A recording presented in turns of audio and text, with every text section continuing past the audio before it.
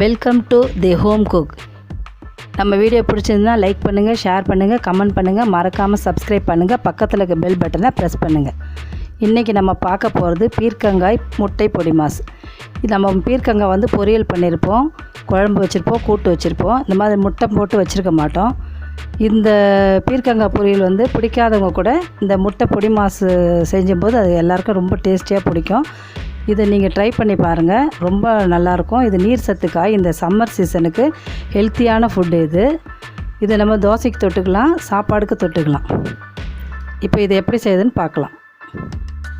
தேவையான பொருட்களை பார்க்கலாம். பீர்க்கங்காய் 1/2 கிலோ எடுத்துருக்கேன். இது வந்து விதை இல்லை, பிஞ்சாக இருக்குது பாருங்கள். இந்த மாதிரி கட் பண்ணி வச்சுக்கோங்க. முத்தலாக இருந்தால் விதையை எடுத்துடணும். இந்த மாதிரி பொடியாக கட் பண்ணி வச்சுக்கோங்க.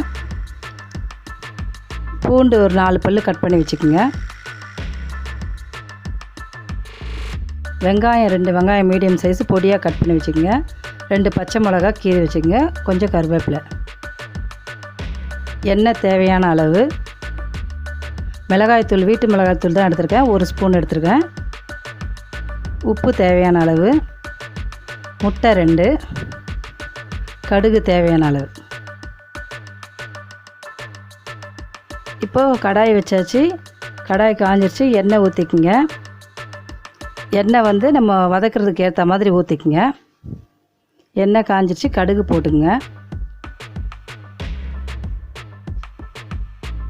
இப்போ நம்ம கட் பண்ணி வச்சுருக்க வெங்காயத்தை போட்டு கொஞ்சம் வதக்கிங்க.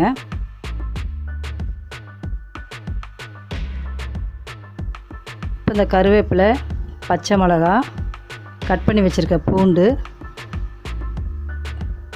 இது எல்லாம் சேர்த்து நல்லா வதக்குங்க.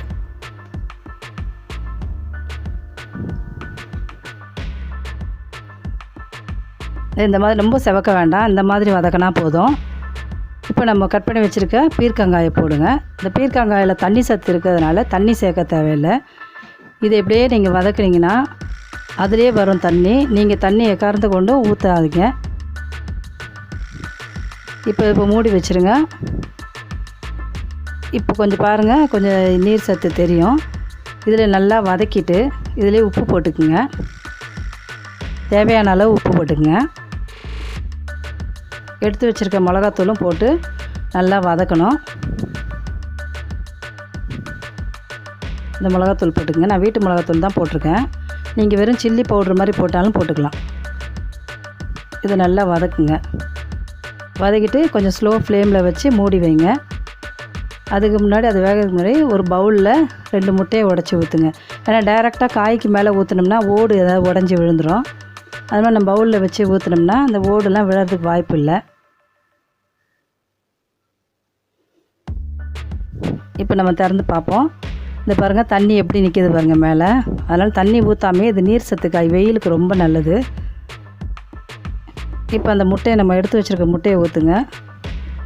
இதை ஊற்றி நம்ம கிண்டும் போது அப்படியே சுருண்டுக்கிட்டே வரும். முட்டை காயெல்லாம் நல்லா மிக்ஸ் ஆகும். நல்லா வதங்கிடும் பாருங்கள்.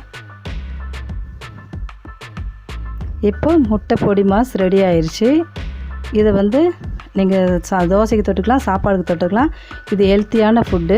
இந்த ரெசிபி உங்களுக்கு பிடிச்சதுன்னா லைக் பண்ணுங்கள், ஷேர் பண்ணுங்கள், கமெண்ட் பண்ணுங்கள், மறக்காமல் சப்ஸ்கிரைப் பண்ணுங்கள், பக்கத்தில் இருக்க பெல் பட்டனை ப்ரெஸ் பண்ணுங்கள். தேங்க்ஸ்.